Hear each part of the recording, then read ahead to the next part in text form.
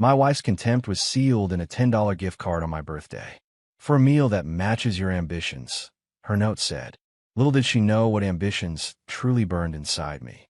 While she was climbing the corporate ladder by any means necessary, I was quietly making the most important investment of my life. Sometimes the most dangerous man is the one you've already dismissed. My name is Evan Andrews, and I'm 38 years old. For the past decade, I've worked as a civil engineer specializing in sustainable infrastructure. Not the kind of job that makes headlines or turns heads at cocktail parties, but one that makes a real difference. I design bridges, tunnels, and water systems that will outlast me by a century. My work is solid, dependable, built to endure. Everything my marriage turned out not to be. Our problems began 3 years ago when I turned down a promotion that would have relocated our family to Houston. Our kids, Emma, 12, and Jason, 9, were thriving in their schools. Emma had just made the competitive swim team, and Jason had finally found teachers who understood how to work with his ADHD. Uprooting them seemed selfish, so I declined. "You've got to be kidding me," Catherine had said when I told her my decision that night. She was standing in our kitchen, still in her business attire from her marketing job. "That was a six-figure position." "I know what it was," I replied calmly. "And I also know what our kids need right now." Catherine slammed her wine glass down. "What about what I need? Another year in this mediocrity." That word, mediocrity, became her favorite weapon. Our 4-bedroom colonial in a good school district was suddenly mediocre. My reliable Honda was embarrassingly mediocre. My satisfaction with my job and its steady advancement was a celebration of mediocrity. 6 months later, Catherine landed a position at Meridian Advertising, one of the most prestigious firms in our state. Suddenly, she was attending galas, client dinners, and weekend team-building retreats. Her boss, Richard Vaughn, became a regular topic at our increasingly rare family dinners. Richard says, "At Richard's lake house, Richard thinks." I noticed a change in her wardrobe, her perfume, the late nights. I wasn't blind, but I kept hoping she'd remember what we'd built together. I focused on being a rock for Emma and Jason, who were confused by their mother's growing absence. I didn't know then that the foundation I'd spent years building was about to be tested in ways I never imagined, or that the engineering skills I'd honed designing structures to withstand catastrophic forces would soon be applied to rebuilding my own life from the ground up. The breaking point came on my 38th birthday. I didn't expect much, maybe dinner with the kids, a card. Catherine had been distant for months, barely acknowledging my existence beyond necessary household logistics. Still, birthdays had always been important in our family. That morning, I found a small envelope on the kitchen counter. Inside was a $10 gift card to Burger King and a note in Catherine's elegant handwriting. "For a meal that matches your ambitions. Happy birthday to my mediocre husband." I stood there, coffee mug halfway to my lips, feeling like I'd been punched in the gut. Emma walked in and saw the card in my hand. "Is that your birthday present, Dad?" she asked, her eyes bright with 12-year-old curiosity. I slipped it into my pocket. "Just a little joke for Mom," I said, forcing a smile. "Hey, how about pancakes this morning?" The day went downhill from there. Catherine didn't come home that night. Client emergency, according to her text. I tucked the kids in, telling them Mom was stuck at work. Jason asked if we could have a proper birthday celebration on the weekend. "Sure, buddy," I said, ruffling his hair. "But every day with you two is already a celebration for me." After they were asleep, I sat in my home office, staring at that gift card. 15 years reduced to a $10 insult. I opened my laptop and typed Richard Vaughn Meridian Advertising into the search bar. I'd avoided investigating before, clinging to deniability. Not anymore. My phone buzzed. A message from Tom Wilson, my college roommate who now worked in corporate law. "Sorry I missed your birthday, man. How about lunch tomorrow? Something about hitting rock bottom gives you clarity." The next day, over sandwiches, I finally told Tom everything. "She's having an affair with her boss," I concluded. "I've suspected for months." Tom's face darkened. "That's rough, Evan. What are you going to do?" "I don't know. Divorce seems inevitable. But the kids. There's something else you should know," Tom said carefully. "Meridian Advertising is in trouble. I heard through professional channels. They've lost major clients, and there are rumors of financial improprieties." I frowned. What kind of improprieties? The kind that interest the SEC. Richard Vaughn has a reputation for cutting corners. Tom hesitated. Listen, I shouldn't tell you this, but your timing might be perfect. Meridian's parent company is looking for quiet investment to avoid a public scandal. Major shareholders want out. A strange calm settled over me. How much would it take to become a significant shareholder? Tom looked startled. Why? You're not thinking. I have patents. I interrupted. 3 of them, for sustainable infrastructure components. I've been sitting on acquisition offers for years. Because of Catherine, Tom said, understanding dawning. You didn't want to risk the family stability. Exactly. But now, I pulled out the Burger King gift card and placed it on the table. Now I have nothing to lose. Tom stared at the gift card, then back at me. I'll make some calls. But Evan, are you sure about this? Revenge rarely works out the way people think it will. This isn't about revenge, I replied with a certainty I hadn't felt in months. It's about justice and my children's future. The next few weeks were a blur of legal meetings and financial discussions. I sold my patents to a sustainable technology firm for $4.2 million, far more than I'd expected. With Tom's guidance, I established Cornerstone Investments, LLC, a shell company that would shield my identity during the acquisition of Meridian shares. At home, I maintained the facade of the oblivious husband. Catherine barely noticed my extended work hours, as she was rarely home herself. The children felt the growing distance, though. One night, I found Emma sitting alone in the dark living room. Sweetheart, what are you doing up? I asked, sitting beside her. Are you and Mom getting divorced? Her voice was small but direct. I took a deep breath. I don't know yet, but I want you to know something important. Whatever happens between Mom and me doesn't change how much we both love you and Jason. She doesn't act like she loves us, Emma said bitterly. She missed my swim meet again yesterday. To be with Richard. She spat the name. I was stunned. You know about Richard? Emma rolled her eyes with preteen exasperation. Dad, I'm 12, not stupid. Mom's always talking about him, texting him. She even smells different when she comes home late. My chest tightened. I pulled her into a hug. I'm so sorry you had to deal with this. I promise I'm working on making things better. Are you going to fight for us? Emma asked, her voice muffled against my shoulder. With everything I have, I promised. I'm your father. That's what fathers do. The next day, Tom called with news. We've acquired 18% of Meridian's shares through various channels. The major shareholders are selling fast. They know something's coming. But Evan, there's more. Richard Vaughn has been falsifying client billing reports. He's been charging premium rates, but delivering budget work, pocketing the difference. Can you prove it? With the right access to their financial systems, absolutely. I thought of Catherine's expensive new wardrobe, the late nights, the dismissive attitude toward the life we'd built. My wife gave me a $10 coupon for my birthday, mocking my failed life. She had no idea I had secretly bought into the company she worshipped, and soon I would walk into that boardroom with one decision: to fire her lover. Let's move forward, I said. How much more do we need for a controlling interest? Catherine's transformation continued at home. She came back late one night as I was helping Jason with his science project. Building bridges with popsicle sticks? How appropriate, she remarked, her voice dripping with condescension. Like father, like son, making small things that go nowhere. I felt Jason tense beside me. Actually, I replied calmly, we're testing load distribution principles. These designs could support over 50 pounds if scaled properly. Fascinating, she said, not bothering to hide her boredom. I've been helping Richard prepare for the Griffith presentation. A $20 million campaign. Evan, do you even understand what that kind of success looks like? I think I'm beginning to, I answered, meeting her gaze steadily. Later, after putting Jason to bed, I found Catherine in our bedroom, packing an overnight bag. Another emergency meeting? I asked. She didn't even look up. The Griffith team needs last-minute changes. I'll be at the office all night. With Richard. She froze momentarily. Yes, with Richard. He's the creative director. That's how business works, Evan. And is business all it is? Catherine finally faced me, her expression cold. What exactly are you implying? I think you know. This is why you're stuck in a dead-end career, she snapped. You can't see opportunities. You can't recognize ambition.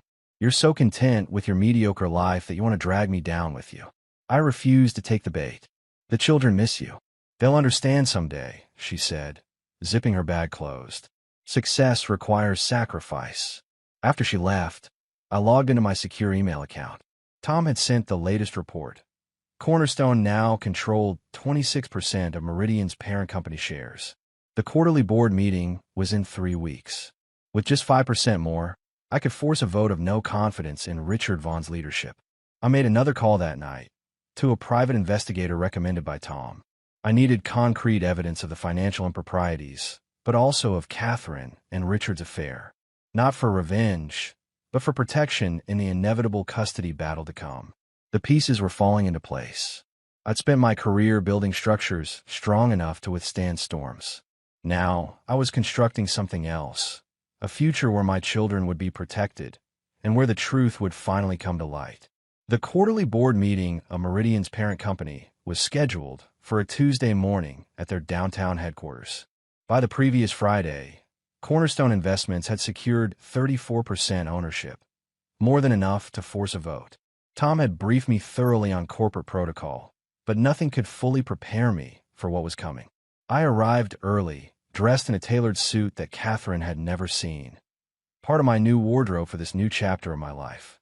The security guard checked my credentials. "Mr. Andrews? You're not on my regular list. I represent Cornerstone Investments," I replied, presenting the documents Tom had prepared. "We're the largest shareholder as of last week." Minutes later, I was escorted to the boardroom where executives were gathering, coffee cups in hand, exchanging business pleasantries. Richard Vaughn stood at the head of the table, tall and polished in an expensive suit, his confidence radiating through his practiced smile. He didn't recognize me. Why would he? I was just the insignificant husband of his mistress. The room quieted as the chairman called the meeting to order. When he announced, "We have a new major stakeholder joining us today," all eyes turned to me. "Evan Andrews, representing Cornerstone Investments," I said, my voice steady. "We currently hold 34% of company shares." I watched Richard's expression shift from polite interest to confusion. The chairman continued with routine business matters, but I could see Richard leaning toward his CFO, whispering urgently. Glances were exchanged. Phones were checked discreetly. When we reached the agenda item labeled Executive Performance Review, I raised my hand. "Cornerstone Investments wishes to express concerns about Meridian Advertising's financial reporting under current leadership." The room fell silent. The chairman cleared his throat. "Mr. Andrews, that's a serious matter. Do you have specific concerns to share?" "I do." I opened a folder containing the evidence we gathered. For the past 18 months, Meridian has been systematically overbilling clients while delivering reduced services. The difference has been diverted through a series of shell companies that all trace back to personal accounts connected to Richard Vaughn. Chaos erupted. Richard jumped to his feet. "This is preposterous. Who the hell are you?" The chairman banged his gavel. "Mr. Vaughn, please. Mr. Andrews, these are extremely serious allegations, which is why I've prepared documentation for each board member." I nodded to an assistant who distributed folders. "You'll find evidence of the billing discrepancies, fund transfers, and client complaints that were suppressed." As board members flipped through the materials, Richard's face drained of color. He stared at me, recognition finally dawning. "You're Catherine's husband." I met his gaze steadily. "Yes, but that's irrelevant to the financial improprieties documented in those folders." "This is a personal vendetta," Richard sputtered, looking around the table desperately. "He's doing this because his wife and I are involved. This is corporate harassment." The chairman adjusted his glasses, examining the documents. "Mr. Vaughn, regardless of personal matters, these allegations appear substantiated. Client testimony, bank records, email communications." He looked up gravely. "We need to address this immediately. I move for a vote of no confidence in Richard Vaughn's leadership," I stated formally. "And I request an immediate suspension pending a full audit." The board secretary tallied the votes. 7 in favor, 3 against. Richard's face contorted with rage. "You'll regret this," he hissed as security was called to escort him from the room. "You have no idea who you're dealing with." I remained composed. "Actually, I know exactly who I'm dealing with. That's why we're here." As the meeting concluded, my phone buzzed with a text from Catherine. "What the hell did you do?" Richard just called me ranting about you at his board meeting. How? I didn't reply. The confrontation I'd been preparing for was coming, and it wouldn't happen over text. Catherine was waiting when I arrived home, pacing our living room like a caged animal. Her face was a storm of confusion and fury. Explain yourself, she demanded. How did you get into that boardroom? What did you do to Richard? Where are the kids? I asked calmly. And my mother's. Answer me, Evan. I set my briefcase down deliberately. I didn't do anything to Richard. He did it to himself by embezzling from his clients. I simply brought it to light. By somehow infiltrating a closed board meeting? By becoming a major shareholder? With what money, Evan? Your bridge-building salary. Her voice dripped with the same contempt I'd grown accustomed to. I sold my patents, I said. The ones you always dismissed as tinkering in the garage. They were worth $4.2 million. She stared at me, momentarily speechless. I continued. I established Cornerstone Investments and acquired controlling interest in Meridian's parent company. The board voted to suspend Richard based on evidence of financial fraud. This is insane, she whispered. You did all this to get back at me? For what? I removed the Burger King gift card from my wallet and placed it on the coffee table. This was just the last straw, Catherine. You've been undermining me, betraying me, and neglecting our children for over a year. While you were building your relationship with Richard, I was building something else. So this is revenge, she said bitterly. No, this is consequences. Richard broke the law. He's facing the results of his actions. I sat down across from her, just as we're now facing ours. Catherine's eyes filled with tears, whether genuine or tactical. I couldn't tell anymore. What happens now? Professionally, Meridian will undergo a complete audit. Richard will likely face criminal charges. I paused. Personally, I filed for divorce. The papers are in my briefcase. Divorce. Her voice rose. You can't just throw away 15 years of marriage. You already did that. I replied steadily. The night you started sleeping with Richard. The day you decided our children weren't worth your time. The moment you gave me a $10 fast food coupon for my birthday with a note mocking me. She collapsed onto the couch. The children will hate me. No, I said firmly. I won't allow that. They'll know we both love them, even if we can't be together. I've requested primary physical custody, but with generous visitation for you. They need their mother, Catherine, just not the version of you that's been coming home lately. And if I fight this, I met her eyes. Then we do it the hard way. But I have documentation of your affair, your absences, and your behavior toward the children. And now I have the resources to see it through. For the first time in years, Catherine looked at me, really looked at me, with something other than disdain. It wasn't love or respect, but something like surprise. I never thought you had this in you, she whispered. That was your mistake, I replied. One of many. The fallout was swift and far-reaching. Within days, news of Richard's suspension and the financial investigation hit the business press. Catherine moved out temporarily, claiming she needed space to process. The children remained with me, bringing both relief and heartache. They missed their mother, despite everything. One evening, Emma found me in the home office reviewing custody documents. Dad, can I ask you something? She said, hovering in the doorway. Always, I replied, setting the papers aside. She came in and sat across from me. Are you the one who got Mom's boyfriend fired? I consider my answer carefully. I exposed financial wrongdoing at his company. The board made the decision to suspend him. But you did it because of Mom and him, right? Because they hurt you. That was part of it, I admitted. But also because what he was doing was wrong. He was stealing from clients, lying to his company. Emma nodded slowly. Jason thinks you're like a superhero who took down the bad guy. I smiled despite myself. I'm no superhero, Em. Just a father trying to protect what matters. Is Mom a bad guy too? Her voice was small. I moved to sit beside her. No.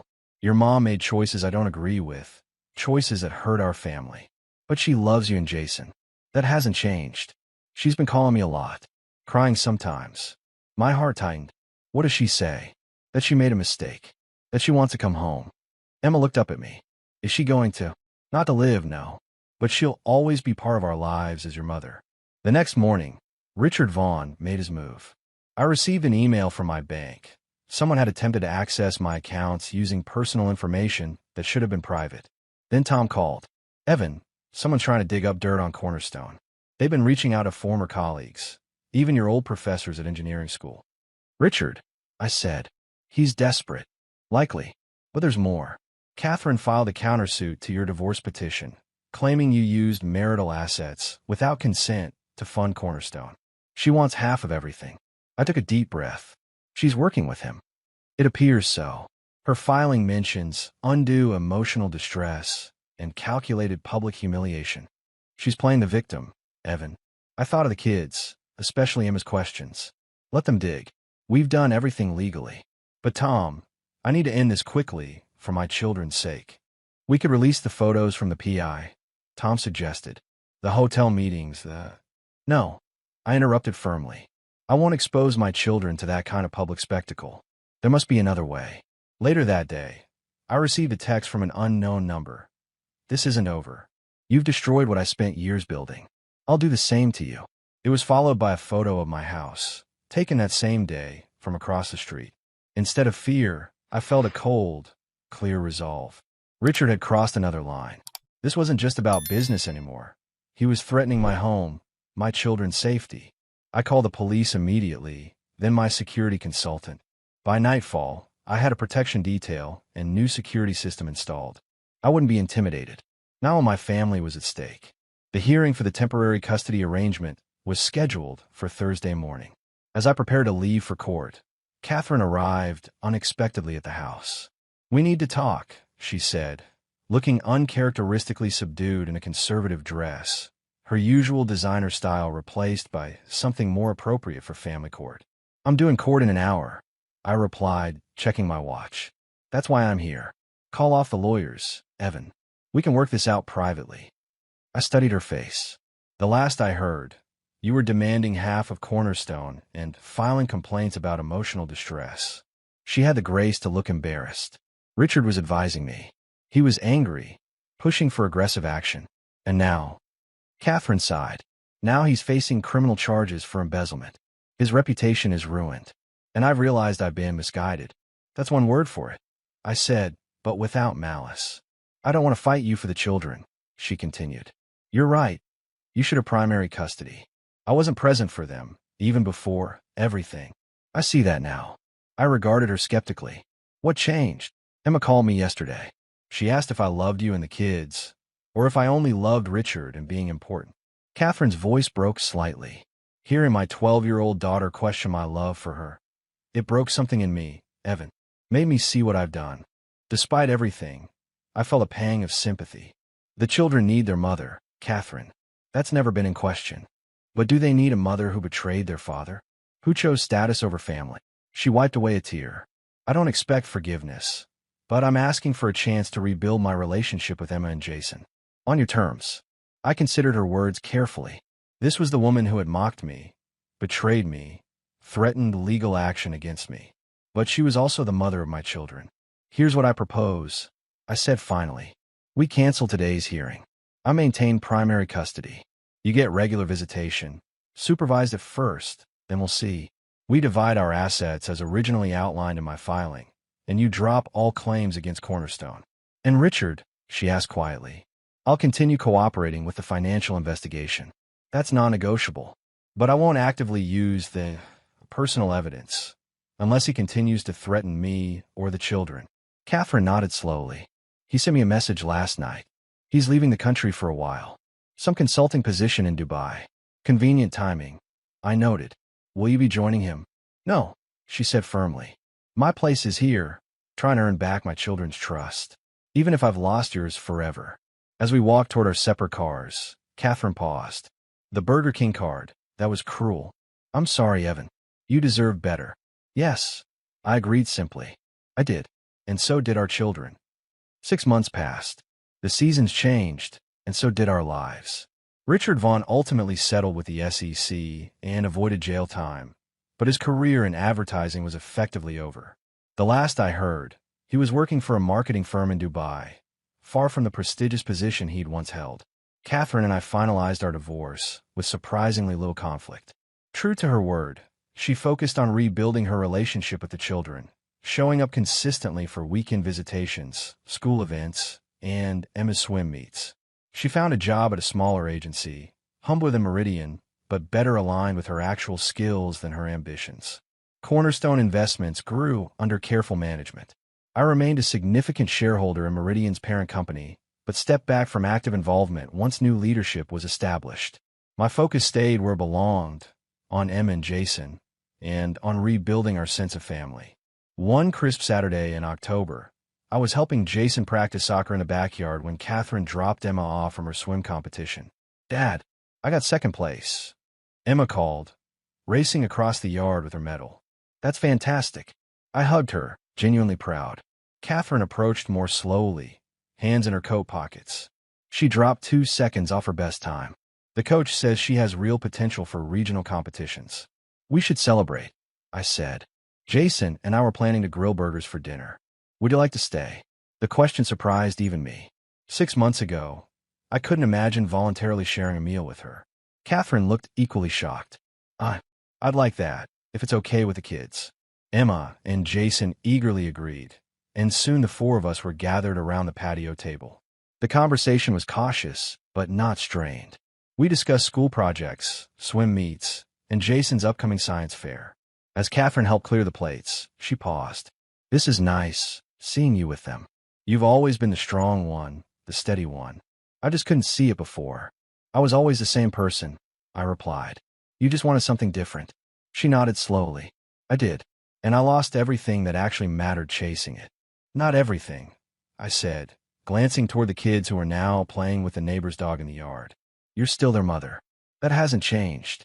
Later, after Catherine left and the kids were in bed, I sat on the back porch with a cup of coffee, reflecting on the journey of the past year. The pain hadn't completely vanished, but its sharp edges had softened. I no longer felt defined by Catherine's betrayal or by my response to it. My phone buzzed with a text from Tom. "Peterson Infrastructure Project needs a lead engineer. They asked for you specifically." "Interested?" I smiled. Life was moving forward. Not in the way I'd once planned, but perhaps in the way it needed to. 1 year after the boardroom confrontation that changed everything, I stood at the ribbon-cutting ceremony for the Westlake Bridge project. As lead engineer, I'd incorporated my patented sustainable design elements, creating a structure that would serve the community for generations while minimizing environmental impact. Emma and Jason stood with me, both having insisted on missing school for Dad's big day. At 13, Emma was growing into a confident young woman with her mother's beauty, but, thankfully, a more grounded perspective. Jason, now 10, had channeled his endless energy into both soccer and science, his ADHD now a strength rather than a struggle thanks to proper support. After the ceremony, a reporter approached me.